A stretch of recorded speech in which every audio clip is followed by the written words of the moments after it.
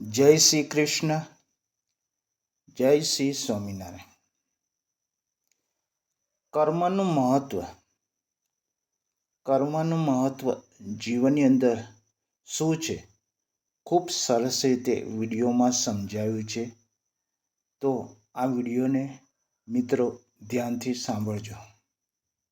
જીવનમાં જે પણ કરેલું એ બધું જ અહીં જ ભોગવવાનું છે.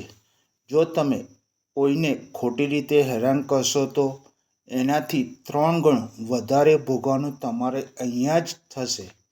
એ નક્કી જ છે, કારણ કે કર્મ કુદરત કોઈને પણ છોડતું નથી.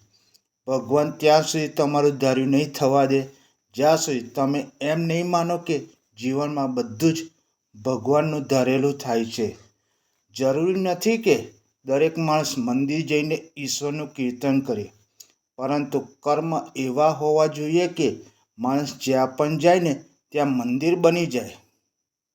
સારા કર્મો કરવાથી કંઈ મળે કે ન મળે, પણ રાત્રિની ઊંઘ તો સારી જ મળે છે. દરેક વ્યક્તિ કર્મ કરવાની પૂરેપૂરી આઝાદી છે, પણ એના પરિણામની પસંદગી તો ભગવાન જ કરે છે. આપણે જીવનમાં જે કર્મ કરીએ છીએ એ આપણા મનમાં આવતા વિચારોના કારણે જ થાય છે. કહેવાય છે કે આપણા વિચારો એકબીજા સમાન અને આપણા કર્મો એ વિચારોનું વૃક્ષ સમાન છે. જો બીજ ખરાબ હશે તો વૃક્ષ પણ ખરાબ જ ઉગશે. લીમડો વાવો અને મીઠી કેરીની ઈચ્છા રાખો તો કેવી રીતે મળે? મોંઘા કપડાં આપણા શરીરને ઢાંકી શકે છે મિત્રો, આપણા ખરાબ વિચારોને નહીં. એટલા માટે આપણા વિચારો હંમેશા સારા જ હોવા જોઈએ, કારણ કે આપણા વિચારો જ આપણા કર્મો છે.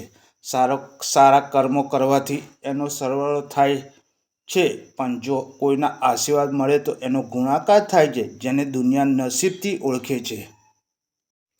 આપણા કરેલા કર્મોથી ફક્ત ઉપરવાળો જ ખુશ થવો જોઈએ, બાકી આ મતલબી લોકો તો વાત જ શું કરવી. કોઈ પણ સારા માણસ સાથે એટલું પણ ખરાબ ન કરો કે એની સાથે કરેલો વિશ્વાસઘાત આખી જિંદગી ભોગવવો પડે.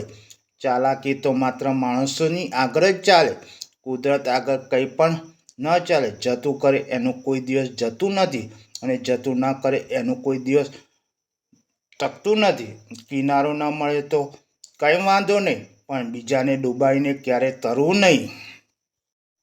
કારણ કે કોઈને દુઃખી કરીને તમે થોડા દિવસ સુધી જ સુખી રહેશો, ત્યાર પછી તમારા કરેલા કર્મોનો હિસાબ તમે નહીં તો તમારા સંતાનોને ચૂકવવો જ પડશે.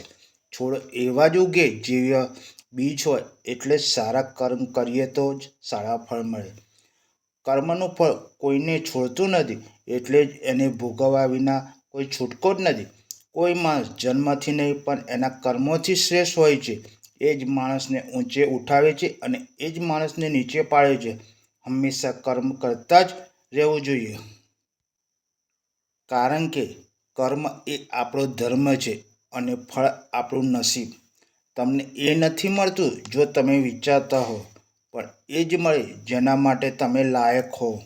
ભગવાન કોઈનું ભાગ્ય નથી લખતા. જીવનમાં દરેક ડગલા ઉપર આપણા વિચારો, આપણા વ્યવહાર ને આપણું વર્તન જ આપણું ભાગ્ય લખે છે. ભગવાનથી વધારે કર્મોથી ડરજો, ભગવાન માફ કરી દેશે. જ્યારે કર્મના ફળ તો ભોગવ્યા વગર છૂટકો જ નથી. જો તમને આ વિડીયો ગમે તો તમારા પરિવાર મિત્રોને શેર જરૂરથી કરજો. જય શ્રી કૃષ્ણ, જય શ્રી સ્વામિનારાયણ.